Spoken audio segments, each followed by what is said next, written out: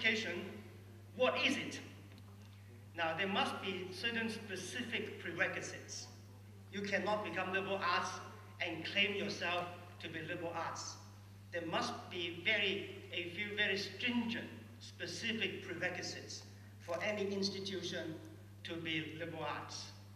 And because of these prerequisites and these preconditions, you have distinctive teaching and learning processes and environment. That is the crucial definition, the crucial part of liberal arts education, the teaching and learning processes and environment.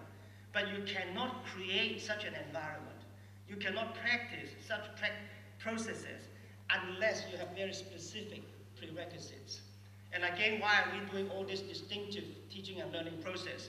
Because we expect that we will have very distinctive outcomes as well. So that's how we look at liberal arts.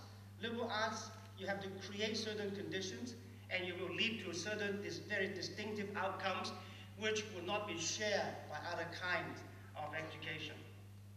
Now, what are the prerequisites of liberal arts education? The first one is small. So don't complain that we are small. And I heard some high school teachers say, Lingnan, smaller than a high school. Necessarily, it must be bad. Right? It must be not prestigious. Now, that is wrong. As I told you yesterday, small is beautiful, big is not great. At least it's not necessarily, great. There are a few universities in the United States which have only 500 students. Now, we have 2,000, about 2,000, slightly over, is the more or less like the optimal size for a liberal arts university. You will know why we need such a small number. Small is very important for liberal arts, so we never want to expand. Everyone is talking about empire building, but this is certainly not for Lingnan. So Lingnan has the optimal size for a liberal arts institution. Must be close to 100% residential. Living in hostels is a part of the education. Living in dorms is not just for convenience. So anybody must live in dorms at Lingnan, at least for 1 year. So remember, I want to reiterate again, 唔係3年一宿，係3年最少一宿. So over the 3 years' time, you have to live at least 1 year, unless you have very, very exceptional reasons. Now, Lingnan already has the highest residential rate in Hong Kong. We now achieve 75%. We're going to build hostels next door and going to reach 85% when we introduce the 4-year system in the year 2012. Now, 75% is still not, what we wanted. We want more, but there's no choice because of the limitation of funding and limitation of the policies of the government. So we have 75%, which is very close, which is already very good for our mission as a liberal arts institution in Hong Kong. The third one is extremely difficult to achieve.